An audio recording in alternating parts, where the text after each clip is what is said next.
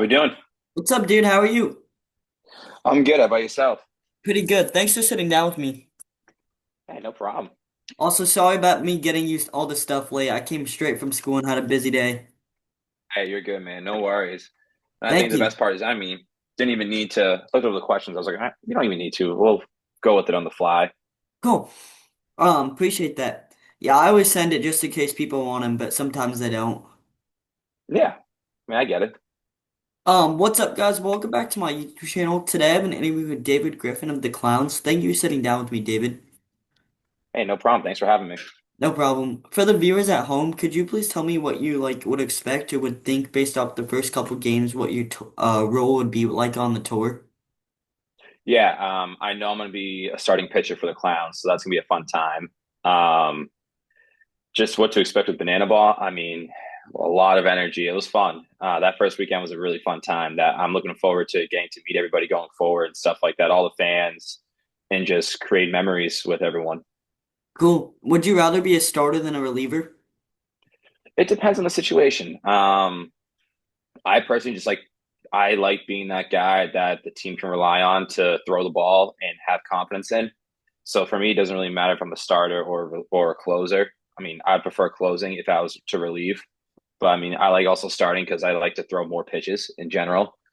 Because I feel like too as a reliever, if you throw like one inning and it's not the best inning, now you're thinking about it for a while. Yeah. Whereas a starter is you have like you're not going to let one pitch ruin your entire outing. It's not. It's like okay, you threw 85 pitches and all right, you threw I would say 20 something balls. Like you're not going to let one of those balls ruin the rest of your outing. Yeah. So with being a reliever, and let's say you would be a closer like you said you want to be, is there a certain song you would want to walk up on the mound to? Oh, it depends on the city and where we are because it's going on tour to all these different locations. Like you want to connect with the fans from that area. Like if I was closing in Memphis, I would want to do like "God's Gonna Cut You Down" by Johnny Cash because he recorded the history in Memphis back then. If I'm playing in my hometown game, Yeah. I'm gonna want to play a song referring to home and the people around me and stuff like that. So it just all depends on where we are. Cool. Would you rather let's say though a song to get you hyped up or a song that would get slow and let you take your time? It depends. Like it all depends on the mood.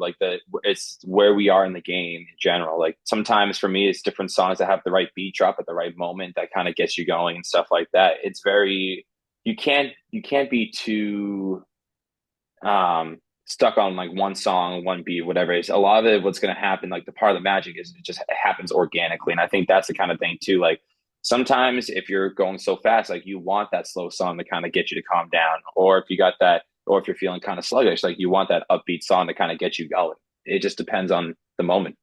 Yeah, cool. Speaking of the noted pitchers, as a pitcher, were you doing anything in the off season in the minor leagues to help make sure your arm was healthy and ready to go out and pitch every day? Oh yeah. The biggest thing too, away from the field is like proper nutrition, like a diet, regular sleep, consistent sleep,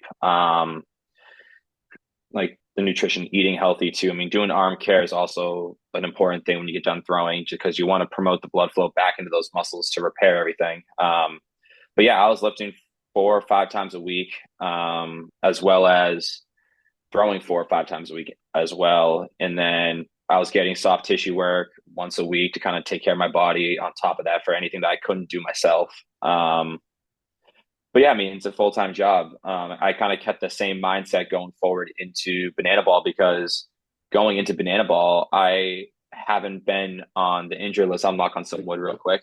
Haven't been injured in my pro career due to a muscle injury. So that's something I can hang my hat on for being in pro ball for 7 years. That's nice, dude. Do you think there will be more stress on your arm in banana ball and in the minor leagues in the pro career? It depends. You're only throwing once a weekend in the minors, or not in the minors, in Banana Ball, where like sometimes on I would say in the minor leagues, like if you started Tuesday, you're also going to start Sunday, like 6 days or 5 days later and stuff like that. With Banana Ball, yeah, you're not going to be able to recharge as quickly because it's like you throw the pitch, go back up, quickly go again, and you're depleting your energy. And that's why like a lot of guys' velocities drop more depending on from when they were in the minors to banana ball because of how fast they were working. So it's like you're not trying to throw every pitch as hard as you can. You're trying to get it in the zone, most importantly. Yeah. Obviously, you had the spring training, but when you were in the minor Mhm. leagues, were you one of those guys that worked fast, or was it kind of an adjustment going from the Mets organization to now pitching really fast with the Clowns? I always worked fast. I was always one of those guys where the pitch clock started at 14 seconds or 18, depending on if there was a runner on base. I was already throwing the ball within 10 seconds, like 10 seconds on the clock and just going, which it's a good thing. But also when you're trying to hold on runners, it was pretty easy to time you up at times. It was an easy adjustment for me because I was always one to adjust quickly on the fly, even with my stuff. Like say, oh, that pitch didn't feel right. Oh, I didn't do this. Make my adjustment, get right back into it. Cool, that helped you out. Were you like always into the trick plays, or was that also an adjustment coming from the Mets org? Um, I mean, I like doing trick plays, like when we're just kind of joking around and stuff like that. Like in the games, no. But Yeah. then there's sometimes too where you got to practice those plays where your body's in a weird position where you just got to go make that throw, and it's unconventional, but you still got to get the job done.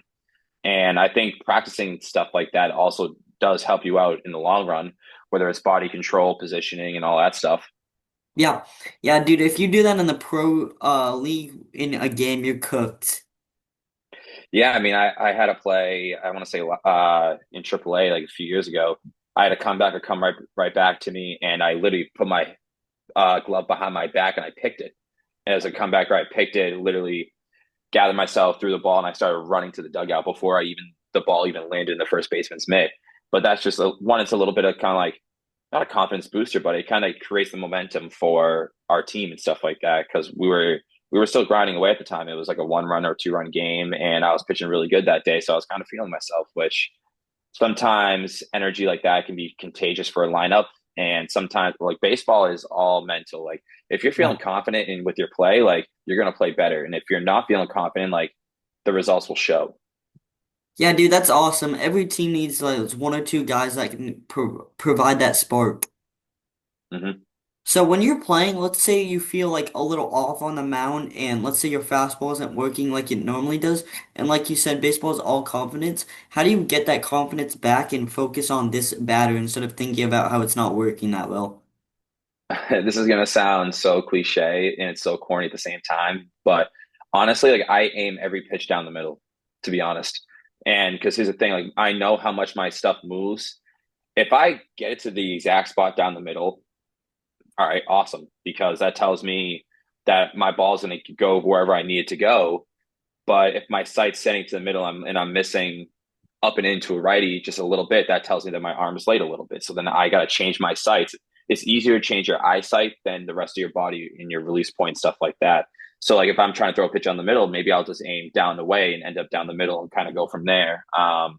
If I throw a pitch middle and it gets hit, whether it's a 2-1 count or a 3-1 count, I'll rather take that instead of a walk because if I feel like personally, if I walk a guy, I feel like that batter didn't do anything to earn it, where Yeah. because they didn't have to swing the bat. So for me, if they put the ball in play, like that's their job. Um, so when it comes to making adjustments like that, I mean, I'll use my misses. So say if I miss a fastball up and into a righty, I'll go breaking ball off that just to kind of get the hitter to freeze because it's all about hitting a baseball is the hardest thing to do in any sport. hmm There's a reason why 3 for 10 puts you in the Hall of Fame career wise compared to failing 70% of the time. hmm Yeah, dude, that ball force sprint is gonna be huge to limit in banana ball. Hmm. I mean, hey, if I got to hit somebody, then on a pitch that runs in a little bit, it's strategy. Yeah. Yeah, I haven't really thought about it because I don't pitch, but to try Hmm. and get him to put the ball in play instead of walking is awesome. Because, like you said, if you fail 7 times, you're getting in the Hall of Fame still. Oh yeah, exactly. And it's like, and the thing is too, like for banana ball, it's like what makes banana ball exciting is the trick play. So if you're trying to strike hmm everybody out, and then if you're walking guys, it's not going to play out. But if you're throwing the ball down the middle and or if you're throwing the ball in the zone and guys are swinging and missing, there's really nothing you can do about it because you're putting it Yeah. in the zone and it's on the hitter to put the ball in play. So Whether it was spring training or the first couple games of the season, what was the coolest trick play you've seen done? it's actually happened to me both times on the mound. Mr. Jackie Bradley Jr. in center field. Um, Fly ball went to him, and he started watching Naruto in spring training, and he liked to play in that character, and he decided to go for the Naruto catch, and he hit it the first time in our scrimmage, and we went crazy. Yeah, dude, he's gonna be awesome because he was a Gold Glove outfielder in the MLB and now adding the trick plays. Oh yeah, I mean, and just hearing him break down the way in center field, like, oh, if I go this direction, I have these two trick plays I can do. If I go this direction, I got these trick plays. If the ball's forward, I can do one or two. So he's already thinking ahead of where the angles, what he can and can't do. But that doesn't mean in practice he's not trying new tricks. That's So incredible. So it's a little tough as a pitcher because you don't get that many opportunities, but is there a certain number of trick plays you personally want to hit? number no. I mean, obviously trying to get one a game would be awesome. But other than that, I mean, it just depends on how the game goes. You're not going to force it because the biggest thing, my objective as a pitcher is to just throw strikes. If I Yeah, get a strikeout, yeah, I would love to do a dance. If I don't, then so be it. I mean, my first outing, I had three fly balls, and that gave two of them were trick plays, and there's nothing I can ask more for that. cool. Is there like a certain trick play you were working on, or is it just gonna come to you naturally, do you think? It's going to come naturally. It depends on where I'm positioned. I mean, it depends. Like if a slow roller going towards first base, yeah, I might go behind the back or between the legs of first base or something. But other than that, I mean, it's just you can't think of the thing is the trick plays. You can't think about it too far ahead of time because when you try to do that, you're going to mess it up. You just have it just has to happen in that moment. Cool. And then the last note on the pitcher. So I don't know if you've seen it, but in spring training, the hitters had the ABS. Do you think Banana Ball would benefit from having that in Banana Ball? Yeah, I mean, I had ABS while I was in AAA for Cool. 2 years as well as low A. I would say it would help just because one, it some of these umpires they have to like we have the dancing umpire, so it's like he's got to dance and make sure he has the correct call and stuff like that. So it puts a lot of pressure on him to really lock in and be consistent because like as players we're still ultra competitive. Where Yeah. if we throw a pitch in the zone and the ump calls the ball, like it can still change the trajectory of the at bat, and it's not the umpire's fault. Like he has two different jobs he's trying to do. Like I think an ABS would be helpful, but it also is really hard to get that technology in the different stadiums because we're traveling so much. That and like the whole point of the game is fast, and I feel like it would slow it down a little bit. Yeah, but I mean, with AAA and stuff like that, they'd have the buzzer in their ear that would tell them. Yeah. Like I know in AAA, like the Tuesday through Thursday games was the umpires had the buzzer in their ear, like strike, bam, right then and there. There's no, you didn't need to challenge anything. Cool. Did you ever challenge any of your own calls, or did you leave that for the catcher? I challenged my own call once in AAA. And I threw a changeup. I remember I was playing in Norfolk, Virginia, against the Orioles AAA. This is right before Jackson Holiday got there. I threw a changeup down away to this lefty, and I thought I had it. Umpire calls the ball, and I was a little frustrated, so I call the challenge. Like I'm off by like 3 feet, so I doubled down and throw the changeup again. I try to bring it more back to the zone, and this ball got absolutely cranked for a home run the very next pitch. And one of my assistant coaches was like, "Yeah, you're never allowed to challenge again." I go, "Yeah, I can tell." And I just wore that one. I mean, that's what you gotta do. Like, there's every action has a consequence. Like, if you're gonna take a risk like that, be prepared for that the result of that. So Yeah, dude, I feel like it would be tough as a pitcher because like you want all your calls to be strikes and it doesn't look like it, but sometimes when you're in the heat of the moment, you're like, ooh, I think I got him, but the catcher and everyone else knows that's down. well, yeah, I mean, at the same time, too, think about when you're pitching, your head's moving all the time. So when your head's Yeah. moving, your eyes are also moving. So you can't really follow the ball. Where the catcher, he's the one person that's in there standing still that can see, as well as the umpire. Yeah, for sure. Which stadium are you most excited to play in this year? Ooh, I'm gonna say, I mean, besides my hometown game, which is gonna be Hartford. I mean, I had my first Double A start there. Cool. Any of the major league stadiums, honestly, Anaheim, Denver, Cleveland, um, Kansas City, I'm excited for it because of the Negro League Hall of Fame's right there. So for the Clowns, that's going to be a huge game for us. Non-Major League Stadium, Rick Woods Field in Birmingham because of the history behind it. Yeah, dude, especially on the Clowns, that's gonna be electric. I know it's going to be a fun time. Yeah. Is there one hitter you're most excited to face in Banana Ball this season? Um, Honestly, it doesn't matter to me. Like I want the best competition there is. I mean, like facing the Party Animals, their lineup, first game of the season, that was really fun because you got to see the best of the best. You had Reese Hampton, you had Andy Cosgrove come out the Rookie of the Year, you had Jake Skoll, the MVP, Triple Crown winner. So for the first inning of Banana Ball, like that was really like you got thrown into the fire, and like if you want to be the best, you got to challenge the best. And that's kind of what I like. If you're not striving to be the best version of yourself as a ball player, then like as a competitor, what are you doing? Yeah. And so it's fun too because like I get them again this weekend in Memphis. Like we play them again. That they'll be our fourth straight weekend playing them, so it'll be fun. Dude, that lineup is literally death row. Hey, they still got to hit it. Yeah. So having that confidence being like, in order to be the best pitcher on the Clowns, I have to beat the best lineup. Where does that come from? Has that always been like your competitive nature, or Yeah, it's definitely competitive nature. Like I'm not one that like gets cocky and be like, oh, like I'm the best, I'm gonna do this. No, because baseball will humble you in so many ways. Like I've seen it time and time again from not only from different guys, but from myself as well. So it's just you take it day by day. And like my biggest thing is as long as you try your hardest and you really push yourself to be the best version, like so once that ball leaves your hand, there's really nothing you can do about it as a pitcher. So I mean, obviously as a competitor, you want to be the best version of yourself. So yeah, I would say the competitive side of me is what kind of drives me to kind of keep finding ways to get better and adapting and stuff like this. cool? Yeah, that's the thing. You gotta have that self-confidence as a ball player. Oh yeah, I mean that's what kind of keeps you going sometimes too. Yeah. How many autographs do you think you will sign this year? Ooh, it's been a lot already. I mean, just from the Secret Peel game, and then from our game on Friday, and then we worked the stadium on Saturday. All the players did that weren't playing, so we were all up in the sections and stuff like that. So like, I had a whole section I was signing autographs for and stuff like that. So it's been fun. I mean, I'm probably over 1,000 already, so I can only Wow. imagine how many it's going to be. So I mean, I'd say give or take. I mean, I can't even put a number on it to be honest. That's awesome. That whole organization is so good at fans first. No, they really are, and I think that's what makes them have such dedicated fans is because it's really hard. I mean, I like to. It's like to be honest, like the sports gambling aspect too. Like you can't gamble in banana ball, so it's like you don't have people saying, "Oh, you ruined my parlay." There's really no nasty like hostilities. Like you're putting the fans first as players, which is why everyone is so. I wouldn't say happy. I mean, I would say happy, but like everyone's so engaging with each other, which is nice. Like the players they're accessible for the fans and stuff like that. Where like it's really hard to do that in major leagues. Like it's really hard to see Shohei Ohtani be like that with fans. You know what I'm saying? Yeah. So not saying the So, position. Sorry, go but ahead.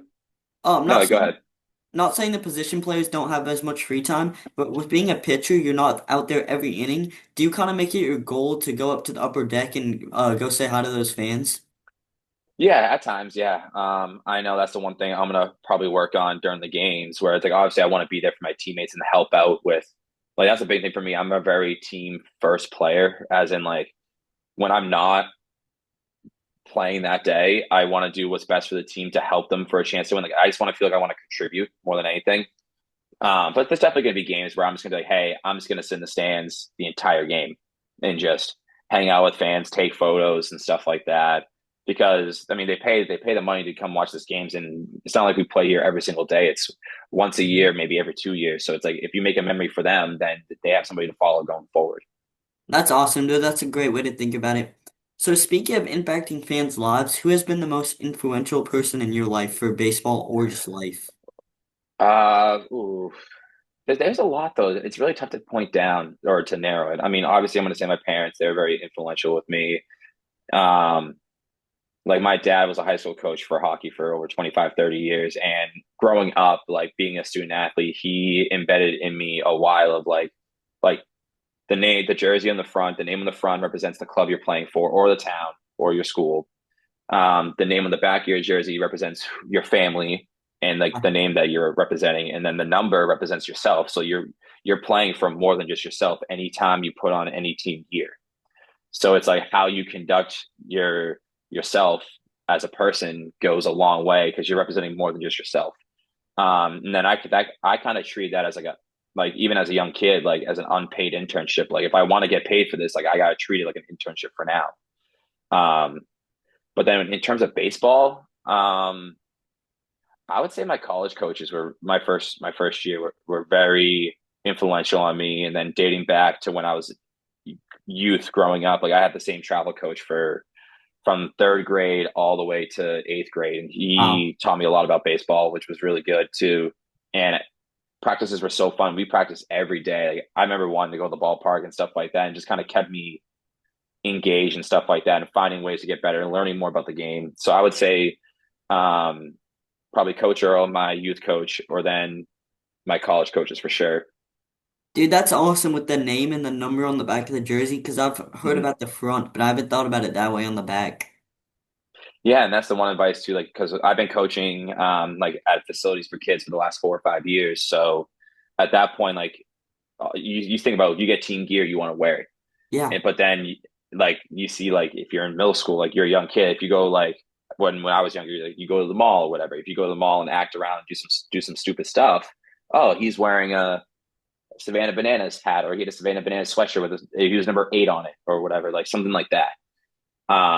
So it was easier to point people out, and like and when you're doing well, like say you're a really good ball player, like there's going to be a target on your back because people are going to be jealous. People are going to want you to fail because they're jealous of how well you're doing, even though you put the work in to get there.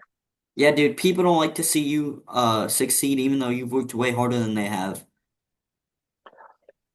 It is what it is. Yeah. So having the same travel ball coach from third to eighth grade is actually really impressive because like I've had a lot of teams, two teams already in the 4 years I've been playing travel ball that have just completely vanished. Yeah, I mean the thing with that is the landscape from when I was your age to now is totally different. I mean, I was playing for towns. Like we would go play our other local towns nearby. Like I wasn't playing for club teams where it was like this kid from this town, this kid from here, this kid from another district, and we bring him in. Like we didn't really do that. I mean, I only did that for two years, one when I was 12 and 13, and then one when I was 18 going to my freshman year of college, because at that point the landscape started shifting towards AAU, which is like pretty much Perfect Game has taken that over now. But no, at that point it was just local towns and stuff like that. Like we'd be like, okay, the best people from I'd say Hanover, Massachusetts is going up against Hingham, Massachusetts for like that age group, and we just play. So the pressure wasn't as there was not as much pressure because parents weren't spending as much money on this stuff to go travel like for like these hotels for these bats just to get 3 games in and stuff like that. It was like, oh, you drive 20 minutes down the road to go play a game and then go home and have dinner afterwards. That's wild because like I haven't felt this way, but my teammates have been saying like they're on social media, they see kids at Perfect Game 89 at 13 while they're still in the 60s and grinding. And then like with the bats and stuff, everything's so expensive right now. Yeah, and that's the thing too. Like everybody develops late. Like for me, like I honestly didn't hit my growth spurt until my freshman year of college. Like I was a very late bloomer myself. Like my adjustment was I always had a good arm. Like it wasn't anything electric. It was just I was always very good at making my own adjustments and throwing the ball where I wanted to go and just getting it there. Because I didn't start pitching until my senior year of high school. Really? Yeah, like taking it seriously. Like I was normally a shortstop or a center fielder. Um, my discipline was awful, but as a hitter, but that's kind of why I turned to pitching. But I always had a good arm, and there was like, hey, we need somebody to fill in, just go for it. And then once I started trying to play in college, the biggest philosophy that I kind of got back to, or that I kind of like sunk with me was or resonated was college program. Think of like a D1 college program. All right, how many catches are there on a Division 1 team? I actually don't know. Is it two? Three? Yeah, two or maybe three. Yeah. Now think about infielders. You have first base, second base, third base, shortstop, and there's Yeah. probably a backup at each. There's probably a backup at each position. So that's 8. Yeah. Outfielders, same thing. Outfielders probably 3, and they'll probably have a fourth outfielder or maybe a fifth outfielder, and that's it. Now, how many pitchers? There's 13, five 12, starters and 15. yeah. Yeah, there's 15 total pitchers. So you're more likely to make a college program probably as a pitcher than a shortstop, catcher, or something like that. That's crazy, dude. I haven't thought about it that way. Yeah, and that's the thing. Like for me, it was like I always enjoyed playing baseball, so it didn't matter to me what position I played.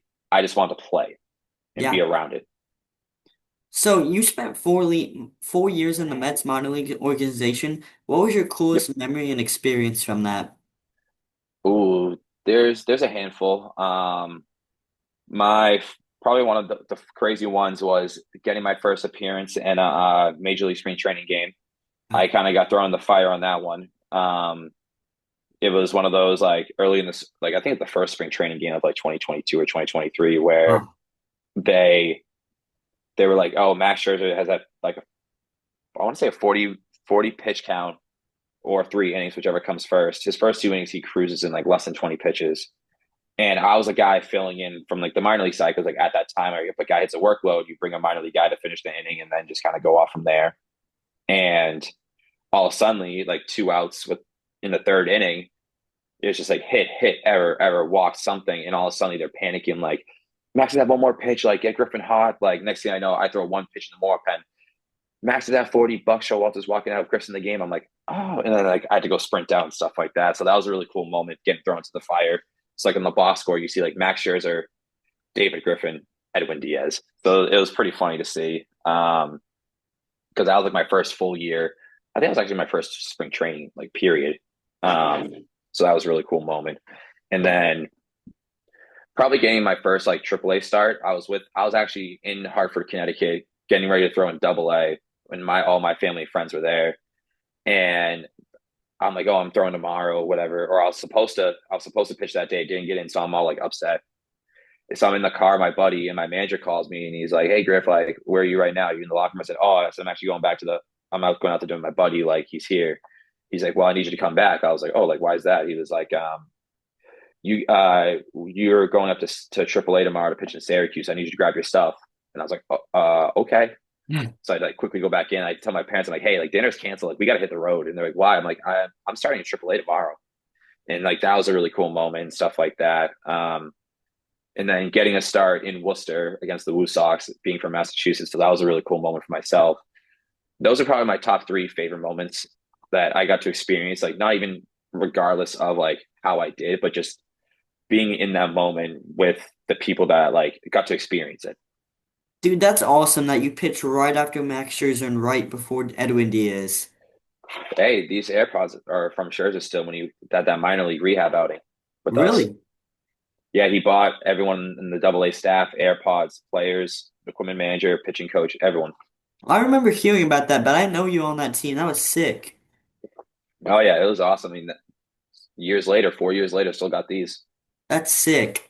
So when you were about to start in Double A before you got moved up to Triple A, did your family and friends come with you to your first Triple A start as well? Yeah, no, they drove. I think it was 4.5 hours, five Wow. hours. They drove from there to Syracuse, so that was a really cool moment.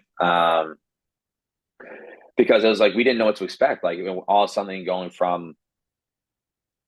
literally going from 2 months or not 2 months, like a year before that, I'm in independent ball, so I hadn't even heard the minor leagues yet. And then all of a sudden, June of 2021, I get signed by the Mets, and then June of 2022, I'm pitching in AAA for the first time. It's just bam, in a year it happened like that. So that was a really cool moment to see and everything like that. That's awesome. Who was the best hitter you faced in the minors throughout any level? Um, there's two that come to mind. I got to face Yadier Molina his last season.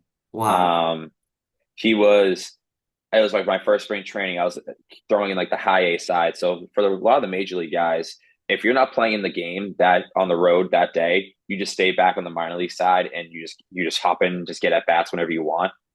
So being a starter for the high A game, my first three hitters were Dylan Carlson, I want to say Lars Nootbaar, and Yadi, just three off the rip to start every inning. Wow. Yeah, so it Dude, was fun. So Yadi was good. But go ahead. sorry, do you remember how you did against those three guys? Yeah, Dylan Carlson. I got him to, I think I struck him out on a fastball in, and that was my second time I faced him. The first time I faced him, I tried to go change up away, and he slapped it for a double opposite field. I forget about Lars, and then Yadi walked him on a borderline strike three call, but a young umpire, is not going to ring up Yadi, which makes Yeah, sense. And then I had him for a ground ball, but we had an error. cool. But other than that, I mean, yeah, it was cool. I mean, and then probably the guy that in a game. Ellie, right before he got called up, Ellie De La Cruz. That's awesome, dude. Yeah. So that's the guy that I realized there are levels to hitting in this league. Yeah. And the thing with Ellie too is like even when he rolls one over, which hardly happens, he's so fast so he can beat it out. Well, yeah, I mean, I was pitching him at the ABS strike zone, throwing a changeup down, doesn't even like like go for it. I'm like, what's going on? And then I like 8 pitches later, I hang like a slider. I jam him, breaks his bat, flare, second base. Next at bat, I throw a changeup even further off the plate.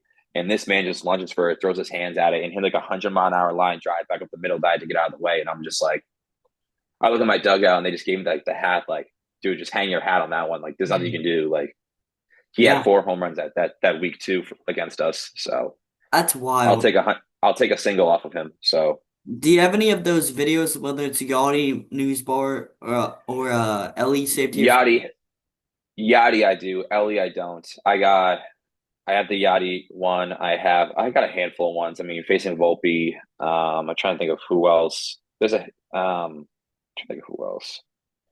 Um, some of the AAA guys on the Red Sox. That was fun. But other than that, I mean, the Yachty ones I have for sure saved.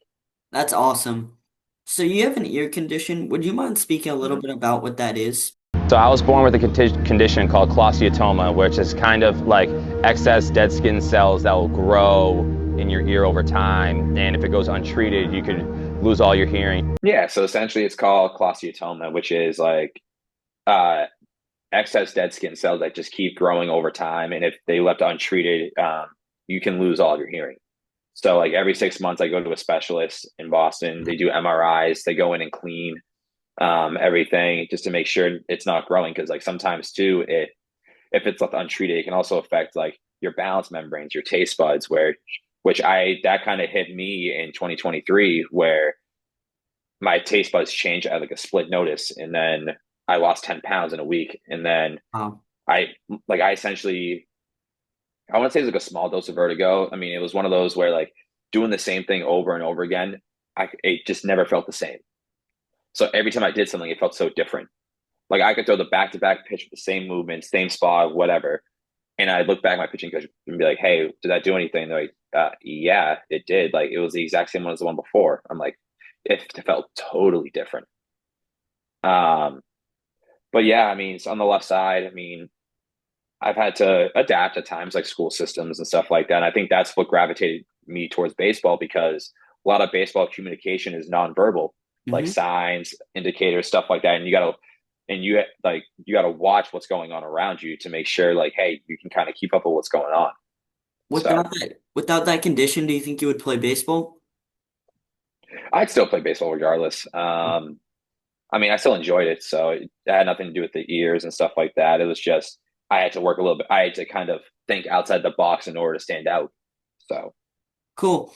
So when you said you had trouble adjusting to school, was it like the hearing or just kind of like I heard a video saying you wanted to fit in? Was it more that or the yeah, hearing? yeah. I mean, obviously, as a young kid, like when you're going through like the middle school years and stuff like that, like if you want to stand out, it's obviously in the good ways. Where if you're having like a hearing deficit, like you don't want to have a target on your back because you just want to learn and just get on with your day. Yeah, I mean, like different tones of pitches, like it would be a hard time for me to throw off because of the hearing sometimes too and the brain developing, like things were a little bit slower. Um, so yeah, that was a little bit tough at times. Um, like I'd have to sit in the front of the classroom even though I didn't want to. So obviously, if you tried to like talk to somebody or not pay attention, like a teacher could easily call you out. Yeah. So it was just kind of like a battle back and forth between it all. And some teachers weren't as accommodating or helpful in trying to like help me do better. So that was always frustrating where like my parents and I, we had to be fighting with the school systems and stuff like that, but it all worked out. Yeah, dude, like mine is not nearly as bad as you, but I kind of feel what you mean with the middle school because I'm currently in eighth grade, and last year Yeah. I lost a lot of my confidence, honestly, and I almost stopped posting these interviews because I was worried what other people were gonna think. Well, you got to practice. I mean, that was the one thing too. Like I remember when I was being recruited for Banana Ball, I was talking to Gillum during one of the tryouts, Coach Gillum, and he asked me like, what was my biggest takeaway, and like, what do you think my challenges would be in Banana Ball? And I said the pace of play and everything like that, I was used to like understanding like the rules of the game. It was because I didn't have TikTok or anything like that before Banana Ball, and especially being in like the minors leagues, like you're not trying to use social media because if you are, like it could be a distraction Yeah, and you don't want to get called up. It could affect a clubhouse and stuff like that because like you're trying not to stand out.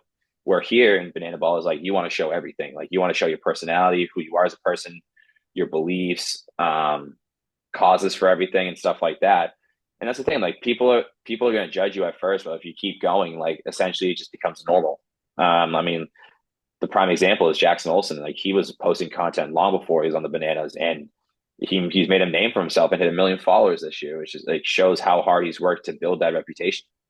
yeah, dude, that's a great way to think about it. So saying that like you kind of didn't want to fit in and now you want to show it off, is it kind of like almost rewarding to show other kids that it's okay to be different and just go be yourself? Yeah, it's more of a responsibility. I know that being in the minors up to AAA and stuff like that, and having that hearing deficit, like there's not many people that have had something like that, and then being like a role model to kids too, like that also goes a long way. Like I can show, like I have a responsibility or been given this platform through like hard work and stuff like that to be able to show that hey, like you can still find ways to still be successful and achieve what you're going to do. And it all comes down to the environment you're around too, like putting yourself in the correct environment. And that's what Gillum told me was because I was more nervous about making TikToks and stuff like that. And he was like, dude, like it makes it so much easier once you have the right environment where everyone's doing it. It just happens. It just feels a lot easier to do it. That's So sorry, go ahead. that was kind of a big takeaway. So That's awesome. My last question for you, what advice would you give to your younger 12-year-old self? younger 12-year-old self, keep exploring. Find ways to get better. Like as a competition person, I was always trying to find ways to get better. Um, I wish I had the social media stuff like we did when I was a kid. So being able to like watch all this videos and like watch YouTube highlights, watch players talk about like the insights of the game and stuff like that, and be able to break it down and everything like that. And I would say just keep pushing it. I mean, you're gonna have your ups and downs. Like the path to success isn't just one steep climb. Like you're gonna have down, but if you notice, like you go up, if you go down a little bit, you're still higher than you were before. Yeah. So it's a marathon, not a sprint. Yeah, dude, I'm always on YouTube watching highlights and players talk. Oh, I love it. I love to talk shop with guys too. Like even when I'm back home with all the affiliate guys I train with, like we talk shop back and forth. And like I've had them ask me like, hey, like what's your adjustment for trick pitches or trick plays? Like how are you adjusting to working quick and stuff like that? Like what's the mindset going into it and all that stuff. And the best part is there's no pressure when you're out here performing. It's just, hey, just you're just being in the moment and just having fun with it. Yeah, that's awesome. That's all I have for you. Do you have any questions for me? Yeah, what positions you play? So, right now I just moved club teams. Before I was second in shortstop, and now I'm Mhm. short, mostly some second, and then all three of the outfield positions. Biggest advice, versatility is key. If you can Yeah, hit, it's going to keep you in the lineup and stuff like that. And always ask questions. That's the biggest takeaway. Even if it's a dumb question, you ask on the side then because for them to explain it to you, now you're able to process it, think about it. Because I know a lot of kids are always afraid to ask questions like real questions in practice, and even though it might sound stupid, but be like, hey, why is that? And then if the coach is a real coach and smart enough and like a good coach, you're like, oh, because this goes to here, then this does this and stuff like yeah, that. Because if a player's not asking questions, then they're not paying attention. yeah. Do you got anything else for me? I mean, that's it for now, man. I mean, if you got any more questions just about baseball itself, I'm all ears. Hmm. Was there one moment when you realized, like, before you made it to the minors, that you could really do this and like have a shot at the big leagues? Um, Before the minors, I mean, I had no idea. I was trying so hard when I was an independent ball to get signed and stuff like that, so I kind of had no idea. Like getting signed by the Mets because I wasn't drafted. I was signed as a free agent. So Yeah, it definitely caught me by surprise. But from there, I don't know. I mean, college opened my eyes. Like my freshman year, I did really good, and I was playing against some like Division 1 schools, and I was a D3 guy. I was like, wow, I could really make a career out of this. Like I could really try to play professional baseball if I wanted to. and that kind of set the tone for my next 3 years of college going forward. Cool. Yeah, I think that's all I got off the top of my head. Thank you for sitting down with me, dude. Hey, of course, no problem. Thanks for having me. You were Keep awesome. recording. Great luck at the rest of this tour. Hey, thank you. Good luck this year yourself. No.